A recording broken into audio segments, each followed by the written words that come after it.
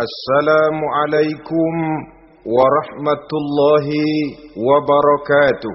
Waalaikumsalam warahmatullahi wabarakatuh. Alhamdulillahi wahdah, sadaqa wa'dah, wa nasara 'abdah, wa a'azza jundah. Wassalatu wassalamu ala man la nabiyya ba'dah, wa ala alihi wa sahbihi wa mawalah. La hawla wa la quwwata illa billah, amma ba'du. Saudara-saudara kaum muslimin rahimakumullah. Seperti kita maklum bahwa Allah Subhanahu wa taala menciptakan manusia dan jin untuk melaksanakan ibadah kepadanya. Manusia yang ingkar terhadap perintah ini dinamakan dengan orang-orang kafir. Sedangkan jin yang mengingkari perintah ini dinamakan dengan setan atau syaitan dalam bahasa Qur'annya. Kemudian dalam perkembangannya, jin-jin yang kafir yang dinamakan setan ini bersekongkol dan menjadi bala tentaranya iblis untuk menggelincirkan manusia dengan berbagai macam cara dan jalan dari hal-hal yang diridhoi oleh Allah Subhanahu wa taala. Adapun yang namanya iblis pada hakikatnya cuma satu saja, yaitu yang ingkar kepada perintah Allah untuk sujud kepada Nabi Adam alaihi salam. Iblis inilah kemudian yang menjadi sesepuh, raja, biang atau dedengkotnya para setan. Seluruhnya akan tunduk kepada komando iblis, akan taat dan setia kepada perintah iblis untuk mencari teman yang sebanyak-banyaknya guna menemani mereka di neraka nanti.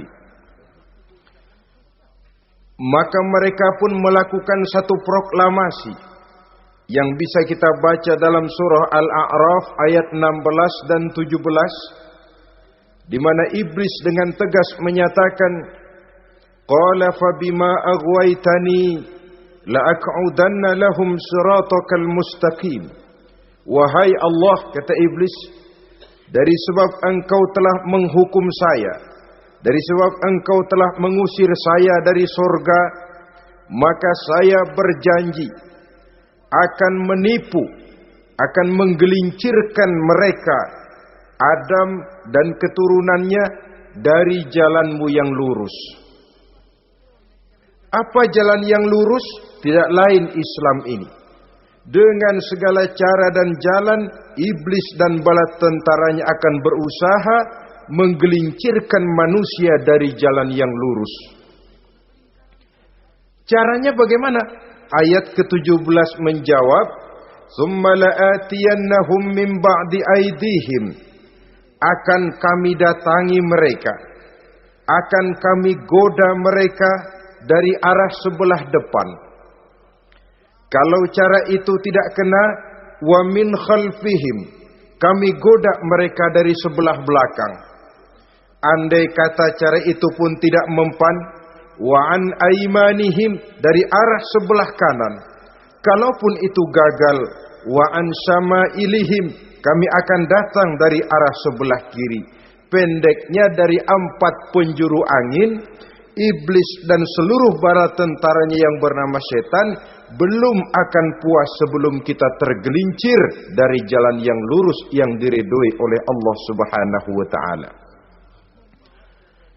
Sebagian ahli tafsir menjelaskan bahwa jika iblis menggoda dari arah depan, yang dimaksud dari depan ini adalah dunia. Sehingga manusia menjadikan dunia sebagai tujuan akhir dari seluruh kegiatan hidupnya. Ia pergi pagi, pulang sore, peras keringat, banting tulang, tidak ada yang dikejar kecuali dunia dan cuma untuk kepentingan dunia. Dunia yang membuat orang berpaling daripada akhirat. dunia yang membuat orang lupa kepada tujuan penciptaannya, maka dunia termasuk perangkap iblis. Apa isi dunia? Biasanya yang lazim itu 3 ta itu. Harta, tahta, wanita. Itu yang bikin orang jadi sibuk sampai lupa kepada tujuan penciptaannya. Untuk apa dia diciptakan oleh Allah. Ini wa'an mimbaini aidihim. Kami goda mereka dari arah depan dengan menyodorkan dunia dalam bentuk yang hijau ranau, dunia dalam bentuk yang manis sehingga mereka tenggelam di dalamnya lalu melupakan akhirat. Kalau cara itu juga tidak kena, wa min khalfihim, kami datang dari sebelah belakang. Kami lupakan mereka kepada akhirat. Itu mah urusan nanti bagaimana saja. Yang penting yang kita hadapi sekarang apa? Dunia. Akhirat kita belum tahu dan bahkan belum tentu ada. Yang sudah pasti saja kita garap. Melupakan akhirat. Wa an aimanihim, yang dimaksud dari arah sebelah kanan, iblis dan setan selalu menghalang-halangi manusia untuk berbuat kebaikan. Karena kanan adalah lambang kebajikan. Sedangkan ansamailihim, kiri adalah lambang kejahatan. Dicegahnya kita berbuat kebajikan dan dibisikannya kita untuk selalu melakukan kejahatan dan kemunkaran. Wala tajidu aktsarahum syakirin, dan akan kamu dapati sedikit sekali di antara manusia yang bersyukur atas nikmat yang telah engkau berikan kepada mereka. Ditanamkan rasa ingkar kepada nikmat. Jika kita tidak kufur iman, dibuatnya kufur nikmat. Mengeluh padahal hidup sudah serba cukup, merasa masih sangat kurang padahal orang lain sudah titik air liurnya melihat keadaan kita. Sedikit sekali di antara mereka yang pandai bersyukur kepada nikmat yang telah engkau berikan itu ya Allah. Jadi untuk ingkar nikmat, bisikan selalu datang dari iblis. Coba lihat itu. Temanmu yang tidak pernah sholat, rezekinya lancar, kamu berhenti saja sholat. Yang tidak pernah ke masjid, pangkatnya naik terus, udah berhenti aja ke masjid. Atau setidak-tidaknya mengeluh dalam hati, Tuhan kayaknya tidak adil, kenapa saya rajin sholat kok rezeki seret bener. Padahal pada dasarnya kalau kita mau berpikir dalam bentuk yang paling mendasar, Allah selalu memberikan yang terbaik untuk kita. Jika begini keadaan kita, inilah yang terbaik buat kita menurut pertimbangan Allah. Jika kita menuntut lebih lagi, mungkin dengan keadaan yang lebih itu kita bisa tergelincir. Dan Allah lebih tahu itu. Sebagai pencipta manusia, Allah lebih tahu tentang kemungkinan-kemungkinan yang bisa didapat dan dicapai oleh manusia. Bahasa ringannya, rezeki lu segini aja deh, lu jadi rajin sholat. Kalau rezeki lu melebihan jadi orang kaya dikit, nanti ngelihat masjid minggir. Allah selalu memberikan yang terbaik kepada kita. Saudara-saudara kaum muslimin, adapun iblis dan setan sudah menyadari betul bahwa iblis dan setan tempatnya di akhirat nanti jelas neraka. Itu mereka sudah sadari betul. Maka yang mereka kepengen sekarang bagaimana mencari teman sebanyak-banyaknya untuk menemani mereka di neraka nanti. Nah inilah yang menyebabkan mereka berjibaku betul. Bahkan ada satu riwayat itu, ada waktu-waktu tertentu di mana para setan ini laporan kepada iblis. Kalau ada yang laporan gagal, bukan main marahnya si iblis ini selaku komandan. Kata setan, Pak, saya gagal menggoda si fulan karena imannya kuat. Goblok kamu. Dengan apa kamu goda dia? Dengan kedudukan. Dia tidak mau. tempuh dengan jalan lain, barangkali dengan harta. Kalau dengan harta tidak bisa, barangkali dengan wanita. Kalau dengan wanita tidak bisa, tempuh segala macam cara. Dan mereka yang laporannya enak, artinya berhasil menggoda banyak orang-orang beriman, itu kondisinya naik. Bahkan mendapat semacam piagam penghargaan sebagai kadar militan daripada iblis. Nah, mereka berusaha dengan segala macam cara mengumpulkan teman sebanyak-banyaknya. Kalau mereka sendiri sudah tahu pasti, sadar nasib saya di akhirat nanti pasti masuk neraka, diazab dan disiksa oleh Allah. Cuma saya begini ini lantaran ulahnya Nabi Adam dulu. Maka anak-anak cucu Nabi Adam harus menjadi teman-teman saya sebanyak-banyaknya guna menemani saya di dalam neraka. Oleh karena itu, pada kesempatan pertemuan saat ini kita akan membicarakan siapa sih teman-teman setan itu.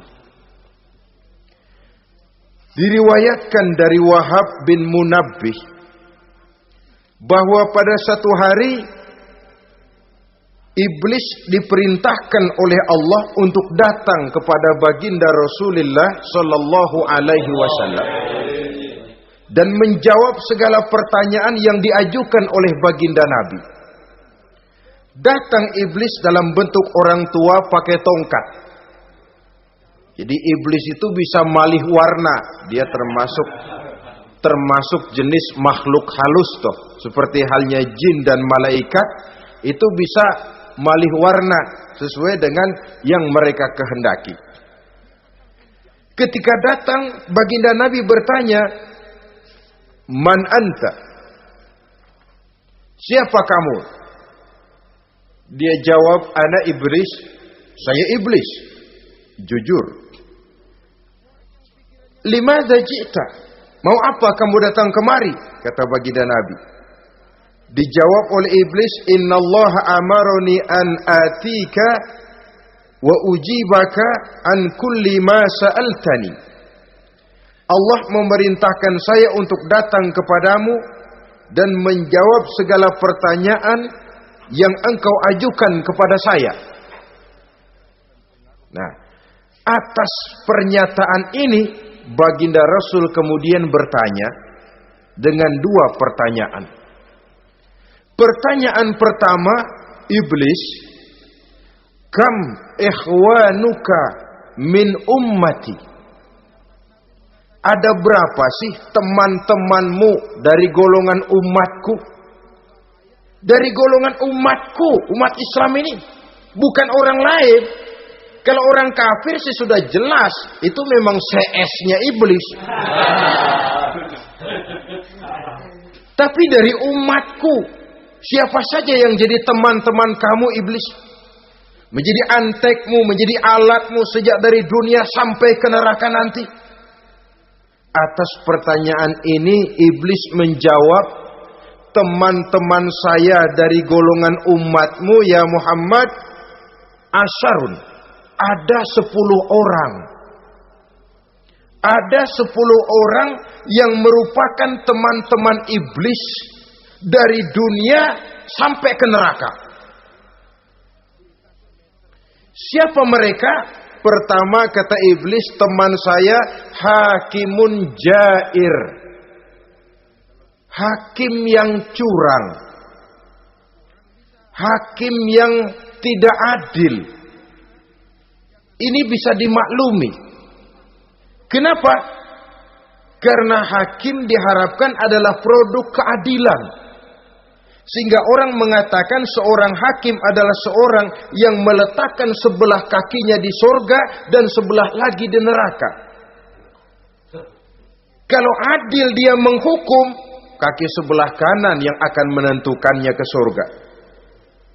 Kalau licik dia menghukum, kaki sebelah kiri yang akan menjerumuskan dia ke dalam neraka. Saudara-saudara kaum muslimin rahimakumullah. Sesungguhnya dalam kehidupan, Kurangnya sandang pangan bukan satunya-satunya sebab yang membuat orang menderita. Tidak teraturnya perumahan, kurangnya lapangan kerja bukan satu-satunya yang menyebabkan rakyat menderita. Tapi lukanya rasa keadilan. Tidak tegaknya hukum sebagaimana yang diharapkan.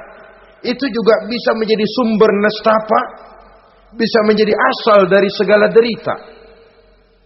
Oleh karena itu, hakim yang tidak adil, hakim yang curang, yang menghukum tidak berdasarkan hukum, tapi berdasarkan kepentingan, berdasarkan pesan sponsor, hukum bisa dibeli, ada istilah mafia peradilan.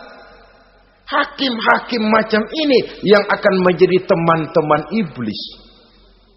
Dan tiap kali palu akan diketuk, iblis sudah bukan main sibuknya.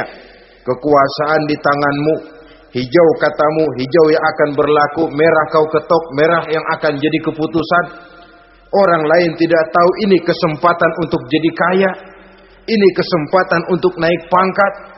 Manipulir hukum tidak ada yang tahu karena orang banyak yang awam dengan hukum. Saudara-saudara kaum muslimin, kalau hukum sudah bisa dibeli, atau kalau hukum cuma untuk orang-orang kecil saja, ada kelompok-kelompok yang kebal hukum, maka akan timbullah kiamat di masyarakat, di mana yang kuat makin kuat, yang lemah selalu menjadi mangsa. Oleh karenanya, hakim yang serong, hakim yang durjana merupakan teman-teman setan, merupakan teman-teman iblis dari dunia sampai ke neraka nanti. Ini yang pertama. Oleh karenanya, pada dasarnya setiap kita adalah hakim untuk keluarga, dalam pergaulan. Hendaklah adil di dalam memutuskan segala sesuatu. Lebih-lebih hakim yang memang menjadi pengayom masyarakat. Bukankah lambang para hakim digambarkan dalam bentuk neraca yang berimbang? Tidak berat ke kiri, tidak juga berat ke kanan. Dalam arti objektif memberikan keputusan sesuai dengan hukum. Sehingga masyarakat terlindungi. Dan hakim yang adil secara praktis adalah musuh daripada setan. Dimanapun setan dan iblis paling gak demen sama hakim yang adil. Itu merupakan musuh besar bagi setan. Yang menyalahkan yang salah, membenarkan yang benar. Walaupun yang salah orang besar, yang benar orang kecil. Dan kita memang oleh baginda Nabi diajarkan satu doa. Allahumma arinal haqqa haqqa warzuqna tiba'ah. Ya Allah, perlihatkan kepada kami bahwa yang benar itu benar. Sebab sering kita lihat yang benar jadi tidak benar. Ini memerlukan kekuatan batin. Yang benar tampakkan kepada kami kebenarannya ya Allah. Sebab sekarang banyak ketidakbenaran yang dikamuflase. Banyak ketidakbenaran yang diberikan lipstick. Sehingga kelihatannya menjadi benar. Ini baik doa ini saya pikir dibaca oleh para hakim. Allahumma arinal haqqa haqqa. Ya Allah, perlihatkan kepada saya bahwa yang benar itu benar. Dan tidak cuma sekedar itu. Warzuqnit tiba'ah. Berikan kekuatan kepada saya untuk mengikuti kebenaran itu. Sebab kadang-kadang terjadi juga dia tahu yang benar itu benar. Tapi tidak punya keberanian moral untuk mengatakan bahwa itu benar. Dia tahu itu barang yang hak, tapi tidak terpanggil mengikuti yang hak. Tidak punya kekuatan moral untuk mengikutinya. Lalu doa ini pun disambung. Wa arinal batila batilan warzuqna ijtinabah. Wahai Allah, perlihatkan kepada kami bahwa yang batil adalah batil. Bahwa yang salah adalah salah. Bahwa yang munkar adalah munkar. Berikan kepada kami kekuatan untuk menjauhi yang munkar, yang batil, yang zalim. Saudara-saudara kaum muslimin rahimakumullah. Kita sering mencaci kaum pelacur sebagai sampah masyarakat. Tapi sadarkah kita bahwa pelacuran di bidang hukum, pelacuran di bidang intelektual, kadang-kadang pelacuran di bidang agama, dalam arti menjual ayat untuk membela yang salah dan menekan yang benar, ini juga tidak kalah bahayanya dengan prostitusi, pelacur-pelacur yang kita anggap sebagai sampah daripada kehidupan masyarakat itu. Oleh karenanya, maka hakim yang adil merupakan musuh utama daripada iblis dan setan. Mereka akan sibuk sekali kalau seorang hakim sudah berketetapan untuk melahirkan keputusan hukum yang seadil-adilnya. Ini yang pertama, teman setan adalah hakim yang nyeleweng, yang tidak adil. Yang kedua, teman saya, kata iblis, ghaniyun mutakabbir, orang kaya yang sombong. Orang kaya sombong itu teman setan. Orang miskin sombong itu lebih teman lagi tuh. Sebab ini sudah kelewatan. Kalau orang kaya sombong barangkali masih lumayan lah, memang kaya. Tapi kalau sudah miskin sombong, minta ampun. Orang kaya yang sombong adalah musuh iblis. Sebab pada hakikatnya tidak ada yang kaya dalam kehidupan ini kalau sudah bercermin kepada apa sih yang kita punya.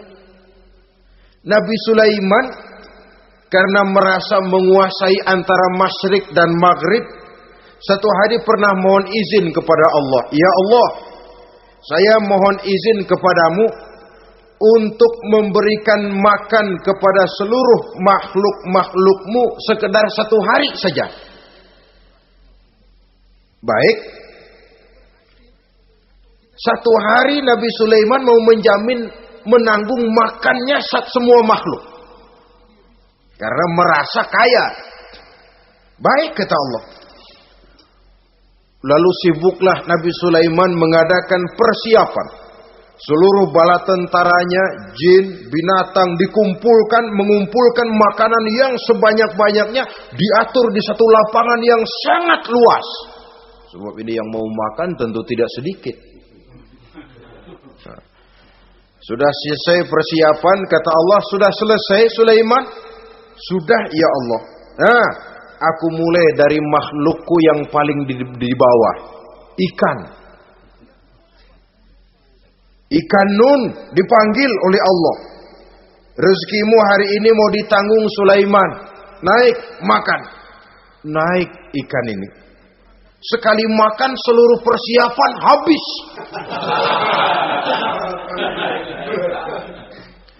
Goleng kepala Nabi Sulaiman, beliau sadar lalu sujud, maha kaya engkau ya Allah.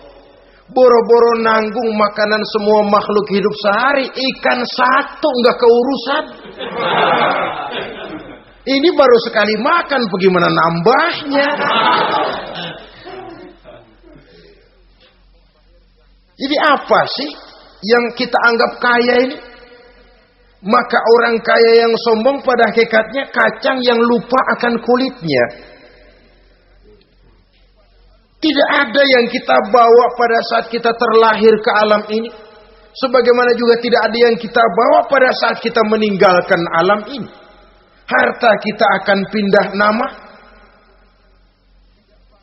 Sebab itu yang perlu kita jaga pada hakikatnya tidak lain nilai-nilai iman. Sebab ini yang akan kita bawa.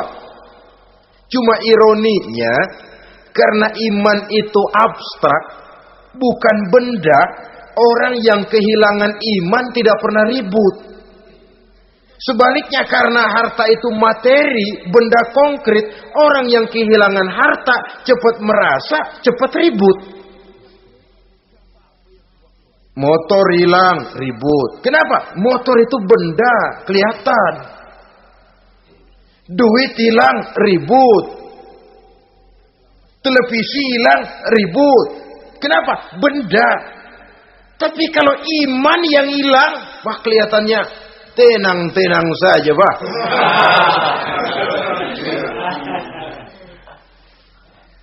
Padahal ini usaha iblis bagaimana orang kehilangan iman, menjadi kafir, masuk grup dia untuk menemani dia di dalam neraka nanti. Dia gelincirkan iman kita, dan kita sering tanpa terasa telah mengalami pergeseran nilai-nilai iman kalau tidak tergusur sama sekali.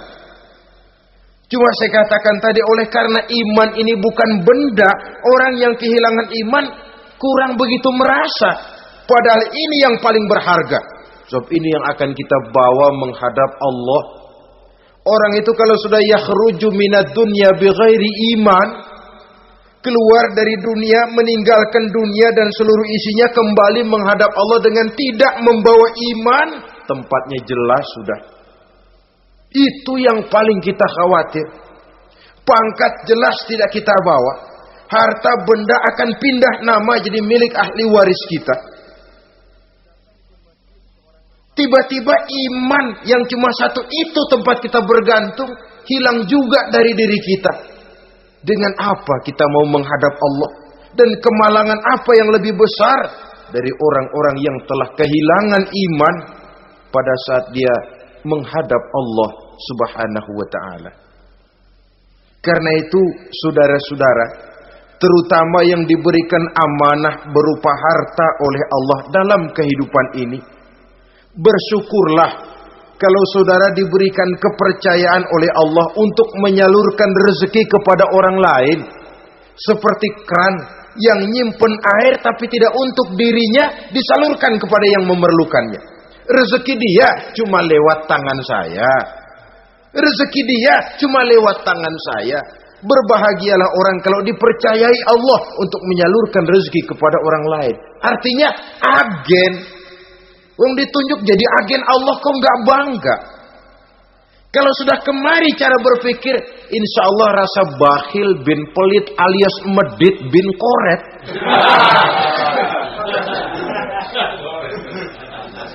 Itu insya Allah nggak ada.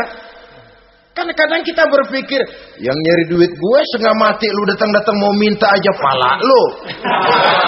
Kan itu toh kadang-kadang cara kita berpikir. Ya boleh jadi lalu terasa berat.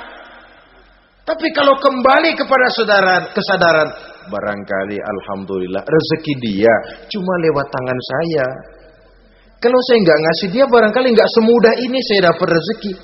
Allah mudahkan rezeki saya karena saya sering membantu orang-orang yang memang memerlukannya.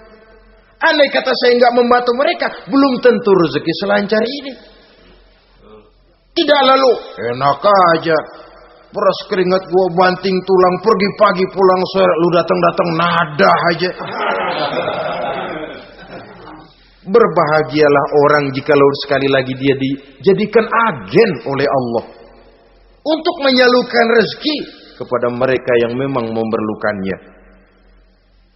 Kalau tidak ke arah itu kita berpikir, yang timbul bakhil.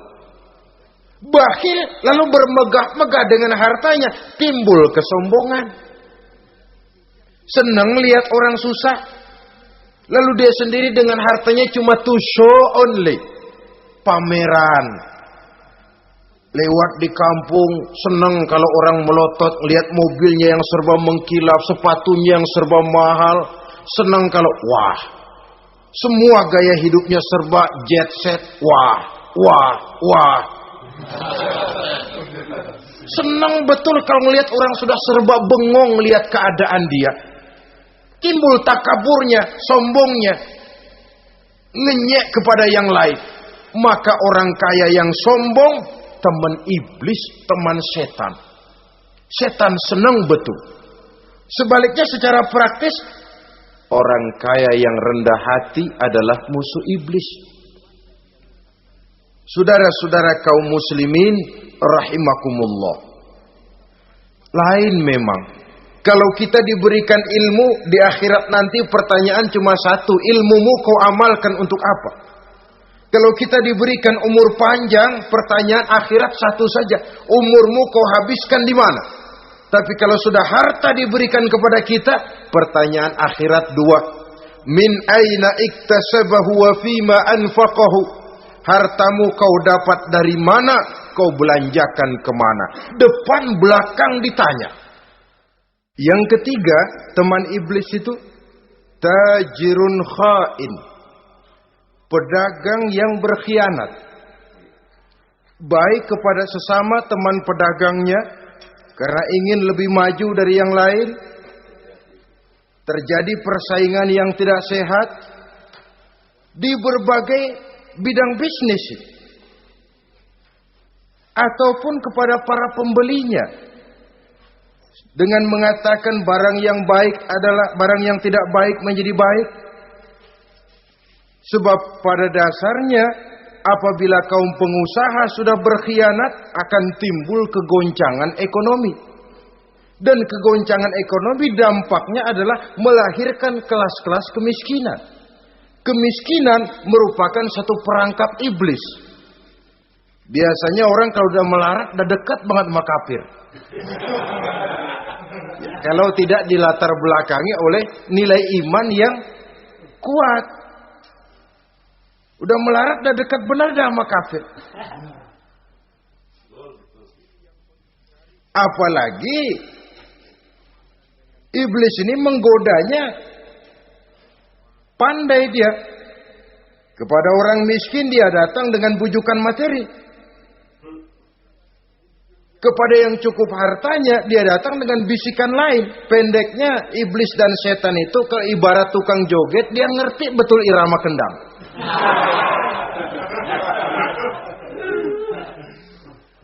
Di mana kelemahan orang itu dia selidiki, dia pelajari, dari arah situ dia masuk. Dan secara strategi perang iblis dan setan ini posisinya memang lebih menguntungkan daripada kita. Kenapa? Dia melihat kita, kita mah nggak lihat dia. Dia bisa pelajari kebiasaan dan kecenderungan kita. Kita nggak tahu kadang-kadang kelemahan kita. Dari arah itu dia masuk. Posisi dan strateginya lebih menguntungkan daripada kita. Saudara-saudara kaum muslimin rahimakumullah. Bila ekonomi sudah goncang, terjadi penimbunan barang, terjadi spekulasi harga, timbullah kegoncangan sosial. Dan dikala itu setan dan iblis pesta. Dia merasa perangkapnya berhasil. Persaingan-persaingan yang tidak jujur, yang pada dasarnya akhirnya bukan cuma merusak sistem ekonomi, tapi juga mempengaruhi hasil kerjaan. Dalam tender-tender usaha-usaha besar misalnya, oleh karena mengajar supaya dia yang mendapat proyek, dia tidak segan sogok sini, suap sana, semir sana, usap sini. Tinggal untungnya sedikit dan dia harus dapat untung besar. Akhirnya apa? Proyek yang dikerjakan cuma asal sekedar jadi. Tidak seperti standar yang ditetapkan lagi. Juga tidak merupakan kesalahan yang sepenuhnya harus dibebankan kepada dia. Kesalahan yang merupakan siklus. Mata rantai sudah lingkaran setan. Itulah sebabnya sering saya ungkapkan kalau manusia sudah jadi teman setan, lebih buas daripada bajing. Karena bajing cuma makan kelapa, tapi bajingan udah apa saja dimakan. Sudah jadi teman-teman iblis, tidak ngerti halal haram, hak dan batil. Ini kepentingan pribadi apa kepentingan orang banyak, yang penting sikat saja. Jadi yang ketiga ini targetnya memang kekacauan ekonomi. Yang kemelaratan, kemiskinan merupakan tangga untuk sampai kepada kekafiran. Dan iblis tahu betul itu.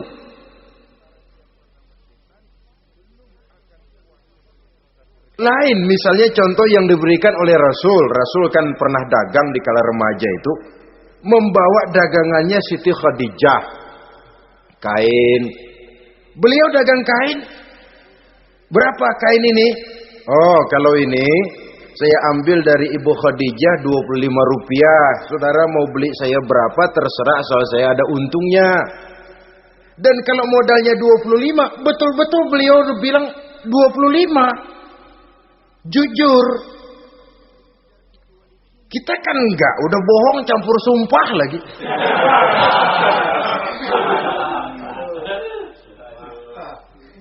Ini yang ketiga.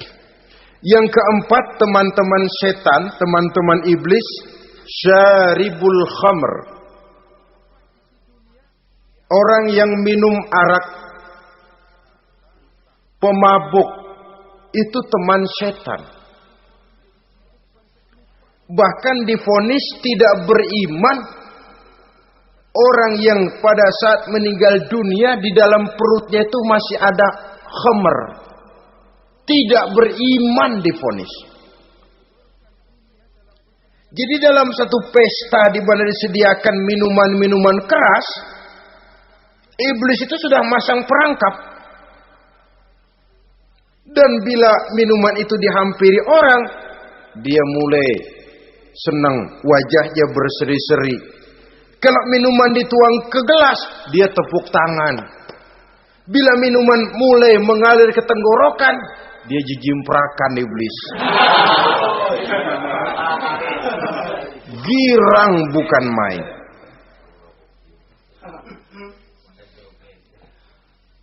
Saudara-saudara kaum muslimin rahimakumullah. Kenapa pemabuk merupakan teman setan? Karena dalam keadaan mabuk, orang kehilangan daya kontrol. Perbuatannya nyaris tidak terkontrol lagi. Tidak ada rahasia, tidak ada harga diri, tidak ada sifat memelihara, dan itu ciri-ciri daripada iblis. Syaribul khamr, orang yang suka meminum minuman keras. Itulah sebabnya memang dalam hidup ini kita harus punya filter. Allah selalu menghendaki yang terbaik dan memilihkan yang terbaik untuk kita. Kalau sudah itu minuman yang baik kata Allah, itulah memang yang baik untuk kita. Kalau itu dilarang oleh Allah, itulah memang yang tidak baik untuk kita. Jadi kalau sudah qat'i dalilnya, gak usah buang energi menyelidiki apa manfaatnya. Kalau sudah qat'i dilarang, gak usah buang energi menyelidiki apa bahayanya khamr. Allah tidak akan melarang sesuatu yang mengandung manfaat. Yang dilarang Allah tentu yang membawa mudarat dan bahaya di dalam kehidupan. Bukankah sekarang ini minuman keras sudah merupakan penghias pesta? Merupakan kebanggaan di kalangan remaja? Termasuk dalam kata khamr ini ya morfin, ganja, narkotik, dan yang sejenis dengan itu. Orang sudah merasa bangga kalau sudah fly to the sky. Membumbung ke angkasa, katanya dunia ini luas, lupa segala macam persoalan. Tapi sampai kapan? Sampai kapan orang merasa membumbung? Sampai kapan orang merasa bisa meninggalkan segala persoalan? Sampai mabuknya selesai? Ya kalau gitu mabuk aja terus. Lalu apa artinya kehidupan ini? Mabuk kan gak ngerugiin orang lain. Kalau saya nyolong kan ngerugiin orang lain. Kalau saya korupsi ngerugiin orang lain. Kalau saya zina jelas ada orang lain yang dirugikan. Tapi minum khamar, siapa yang rugi? Uang-uang saya. Saya beli dengan uang saya, yang minum pun saya. Siapa yang rugi? Saudara, ini pemikiran sepihak namanya. Pertama jelas merugikan diri sendiri. Kesehatan terganggu, pertumbuhan IQ, ya, daya pikir jadi jumud bin beku. Tidak ada idealisme ke arah depan. Yang ada ya, yang dipikirkan ya, yang di depan hidungnya saja. Dan konon itu pada mulanya memang orang kan sifatnya cuma ingin tahu. Nyobain ketagihan. Ya kalau orang tuanya masuk golongan have, mampu. Kalau orang tuanya termasuk ekonomi lemah, sedangkan kecanduan hal yang tidak bisa ditangguhkan. Orang yang sudah kecanduan minuman keras, Sekali dia tidak minum, sudah bukan main rasanya. Orang yang sudah biasa minum ganja, morfin, narkotik, satu kali dia tidak bertemu itu, sudah nggak keruan rasa. Orang tuanya tidak mampu, kenapa lalu nggak ngelamun yang negatif? Ya kalau dia keluarga have, orang tuanya masih ngelarang, dia bisa jual hal lain di rumahnya yang ada harganya. Tip deka itu, video kah itu, mobil kah digade dulu. Kalau di kampung, anak-anak muda yang menengah ke bawah, kenapa enggak ayam orang disamber?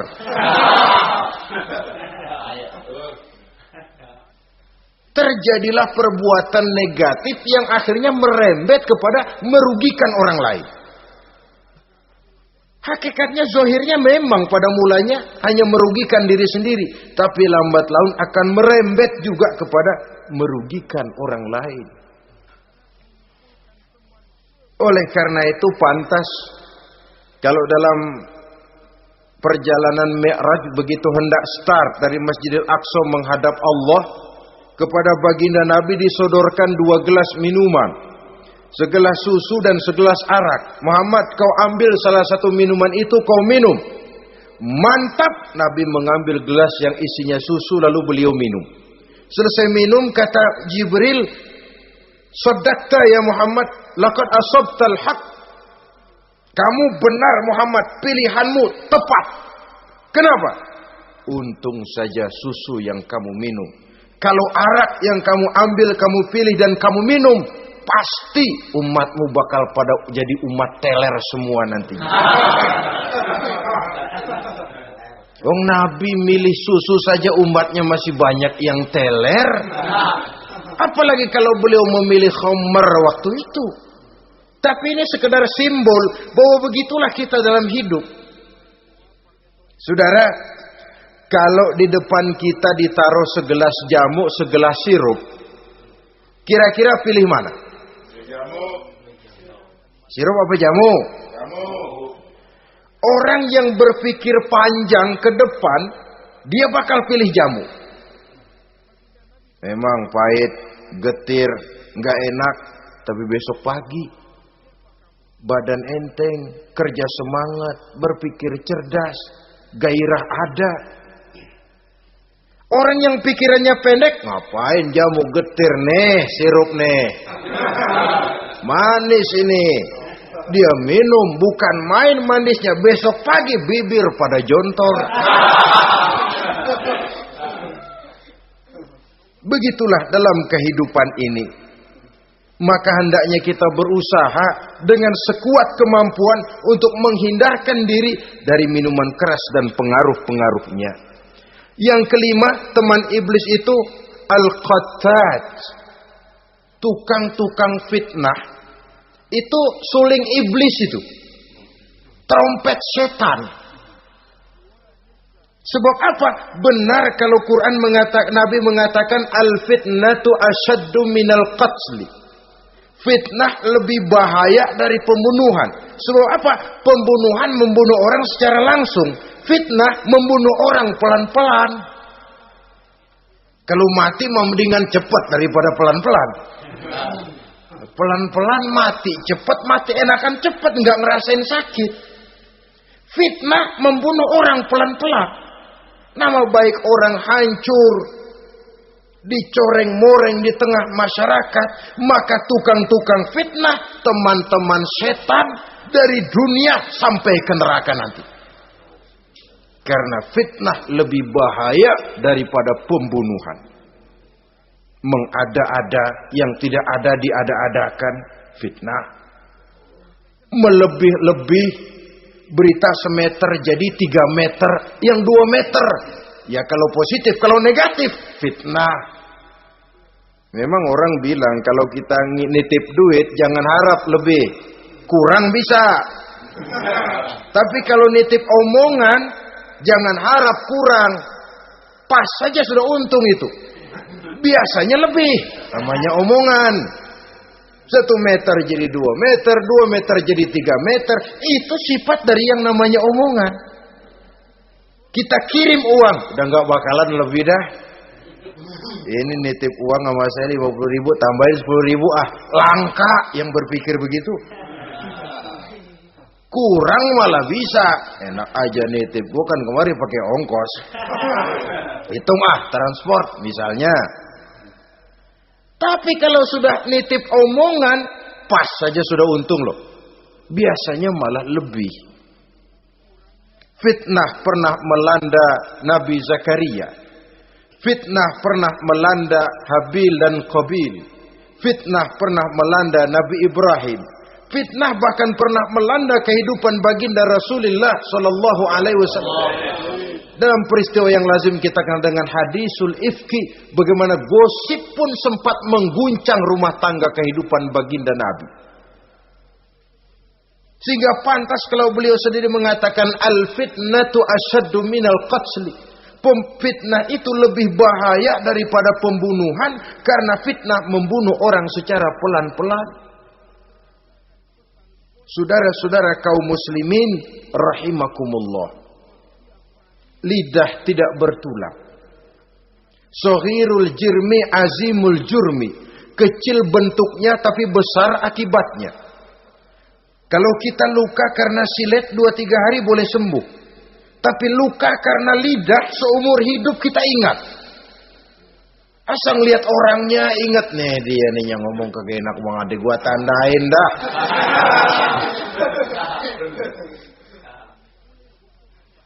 Itulah sebabnya pepatah bilang salamatul insan fi hifzil lisan. Orang akan selamat jikalau dia pandai menjaga lidahnya. Saudara-saudara kaum muslimin, yang keenam, teman setan sahibur riya.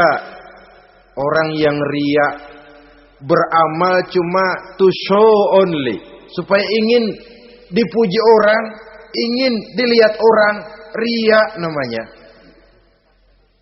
Tidak ada ikhlas. Sebab kata Imam Ghazali, an-nasu kulluhum niyamun illal alimun, wal alimuna an-nasu kulluhum mauta illal alimun, wal alimuna niyamun illal amilun, wal amiluna mughtarruna ilal mukhlisun. Manusia itu pada hakikatnya mati kecuali orang alim. Orang alim sekalipun hidup hakikatnya adalah tidur, kecuali orang yang mengamalkan ilmunya. Dan orang yang mengamalkan ilmunya banyak yang tertipu kecuali orang yang ikhlas. Tepat ini fatwa Imam Ghazali. Manusia hakikatnya tidur kecuali orang yang alim. Orang yang alim walaupun hidup tapi tidur. Hidup tidur, ya nggak bisa berbuat banyak kecuali orang yang mengamalkan ilmunya. Dan orang yang mengamalkan ilmunya banyak yang tertipu kecuali yang ikhlas. Jadi kalau amal itu adalah jasad, ikhlas itu adalah ruh. Amal tanpa ikhlas patung. Patung tidak bisa berkembang, tidak bisa berbuat banyak, namanya patung. Itu amal tanpa ikhlas. Ini termasuk penyakit batin toh, ikhlas, riya, ujub, sum'ah, penyakit kepengen didengar orang, penyakit kepengen dilihat orang. Wah, kalau sembayangnya dilihat orang mantap betul, kayak besok mau mati. Tapi kalau sudah sembahyang nggak dilihat orang, wah kilat khusus, cepat bukan main. Ria. Ini yang menghancurkan amal ini nggak terasa. Sifat kita sendiri, ria ini menggeragoti amal, sebagaimana api menggeragoti kayu bakar. Yang ketujuh, teman setan akilu malil yatim. Orang yang memakan harta anak yatim. Itu setan senang betul itu. Dia bisikan, nah kau kan ngurus anak yatim. Kau sudah menanamkan budi kepada mereka. Jadi wajar kalau kau ambil bagian. Mula-mula memang dalam batas yang wajar. Makin lama malah berebut sama yatimnya. Makin kesonoin, yatimnya malah nggak keduman, panitianya yang kenyang. Akilu malil yatim, orang yang memakan harta anak yatim secara zalim, ini merupakan teman setan. Sebaliknya, orang yang melindungi anak yatim, kata Nabi, seperti dua jari ini dengan aku di akhirat nanti. Dekat derajatnya dengan Rasul. Yang kedelapan, teman setan al-mutahawinu bis shalah. Orang yang nganggap enteng sholat, ngentengin sholat. Nanti aja dah, kalau udah tua-tuaan, sembayang mah gampang, saban sari ada. Kalau ini nih tinju jarang-jarang. Al-mutahawin, ngentengin. Pada dasarnya agama itu mudah. Jangan dipersulit, tapi juga jangan dipermudah. Agama itu tidak berat. Jangan diberat-beratin, tapi juga jangan dienteng-entengin. So yang enteng kalau kita entengin, akhirnya menganggap remeh. Mulanya memang sedikit, makin lama makin banyak, makin lama makin banyak, makin bertumpuk. Apalagi kalau sadar kita sholat adalah tiang daripada agama. Bagaimana rumah akan tegak tanpa tiang yang kuat? Bagaimana agama akan tegak dalam diri seseorang kalau sholatnya dia enteng-entengi? Jangankan yang sunnah, yang wajib saja. Kadang-kadang tutup lubang gali lubang. Padahal itu merupakan tiang pokok. Rumah itu untuk kuat harus ada tiang-tiang tambahan. Tiang tambahan ini ya nawafil, ya rawatib, solat-solat sunnah itu. Itu untuk menjaga stabilitas temperatur batin kita kepada Allah. Al-mutahawinu bis shalah. Jadi kalau sudah masuk waktu, beduk misalnya berbunyi, azan berkumandang, iblis mulai menyebar bala tentaranya. Pasukan, siap.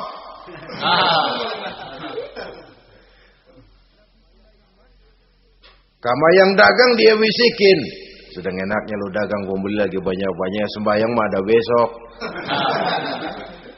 Sama yang kerja, jangan ditinggal ini kerjaan, tanggung, sembahyang masih ada besok.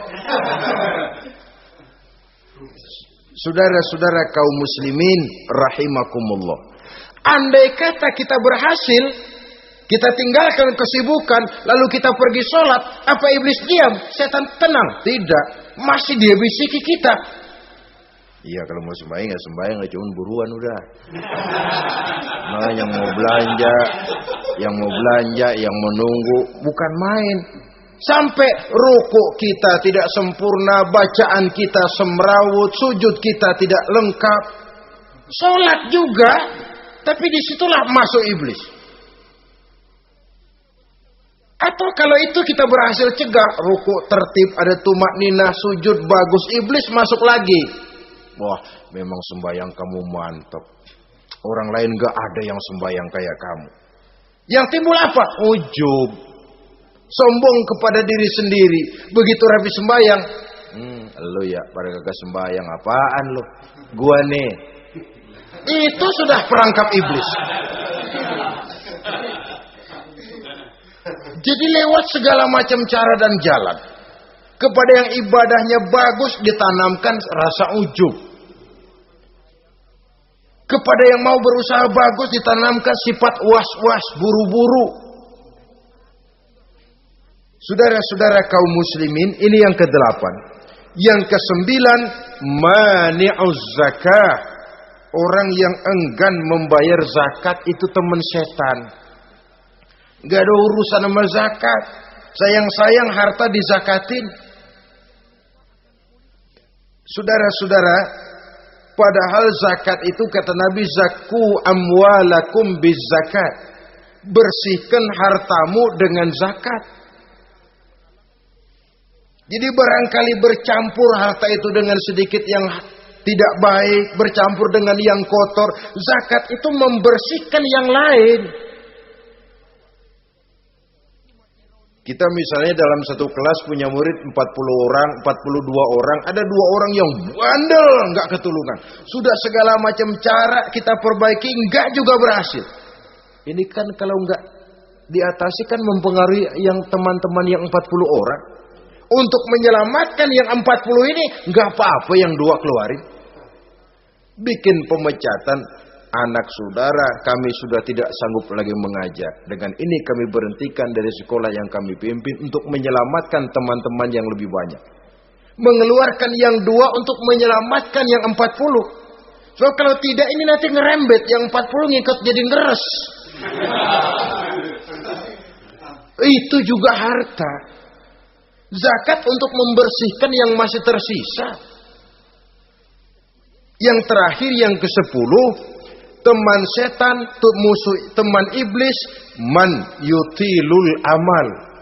Orang yang terlalu panjang angan-angan. Penghitung bintang di langit.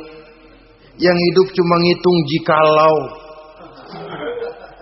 Wiridannya cuma jikalau.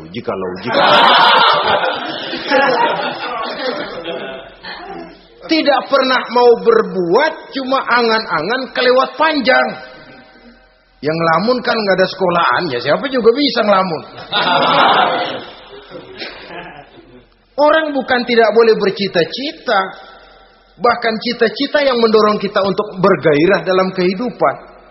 Tapi kalau cita-cita tanpa langkah konkret, yang penting kan punya kemauan, lebihnya tawakal, nggak cukup.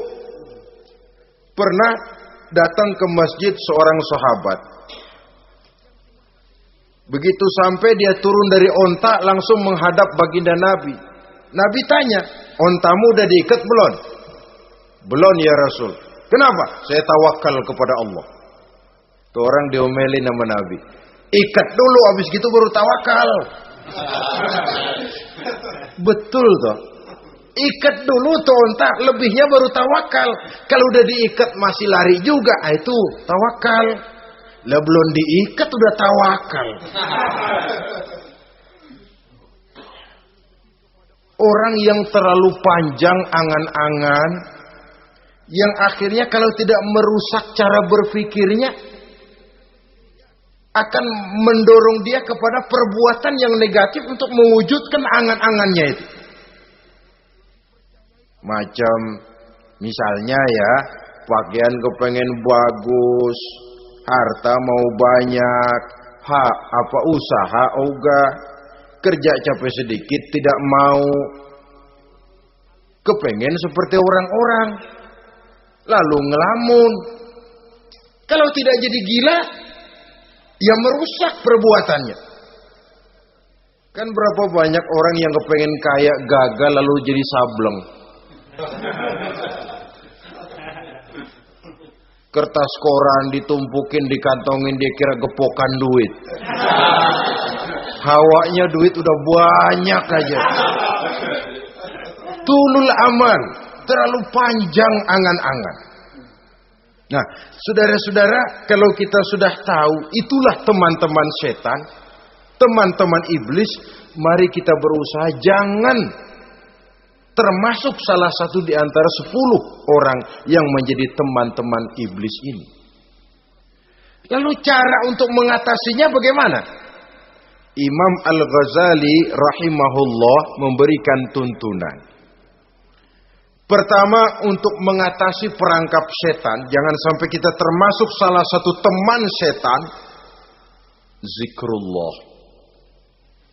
Banyak ingat kepada Allah. Sebab Nabi bersabda, inna zikrallahi ta'ala fi janbi syaitan kal akillati fi janbi ibni Adam. Sesungguhnya zikrullah, zikir kepada Allah itu dapat menyakiti setan sebagaimana penyakit menyakiti lambung anak Adam. Jadi setan itu akan kurus kalau kita hantam pakai zikrullah. Setan tidak berdaya, lemah kalau kita hantam pakai zikrullah. Ingat, Allah selalu merasakan kehadiran Allah dekat dalam hidup. Itu senjata pertama. Dengan zikrullah, setan kurus. Kalau udah kurus, ya lemes, nggak berdaya ngadepin kita. Tapi kalau nafsu yang kita ikutin, kita umpanin tuh setan. Lah gemuk, begitu gemuk, makin berleluasa dia ngutak-ngatik kita. Yang kedua, jangan mendekati tempat maksiat. Sebab man hama haulal hima yusiku ayyaqafi. Orang yang main di pinggir kali ditakutin kecebur di kali. Jangan mendekati tempat yang cenderung membawa kita ke tempat maksiat. Saudara-saudara, yang ketiga, mengosongkan perut. Dalam arti rajin puasa sunnah. Kata Nabi, inna syaitan yajri min ibni adam majrad dam fadayyiku majariyahu bil ju'. Setan mengalir dalam diri manusia seperti mengalirnya darah. Maka persempit jalan setan dengan apa? Bil ju', dengan memperbanyak lapar. Bukan memperturutkan syahwat. Pantas kalau Nabi bilang, saya adalah sekelompok orang yang tidak makan kecuali kalau kami lapar. Dan kalau kami makan, tidaklah sampai kekenyangan. Bukan enggak kenyang, tapi enggak kekenyangan. Yang terakhir kata Imam Ghazali, hendaknya kita selalu ingat bahwa tujuan iblis dan setan adalah menjerumuskan manusia, menyengsarakan manusia, supaya kita menjadi teman mereka di neraka nanti. Kalau ingat itu, insya Allah kita bisa mengerem diri. Nah, inilah saja yang dapat kita sampaikan pada pertemuan kali ini. Mudah-mudahan ada manfaatnya. Terima kasih dan mohon maaf. Usikum wa nafsi bitaqwallah. Wassalamualaikum warahmatullahi wabarakatuh. Waalaikumsalam.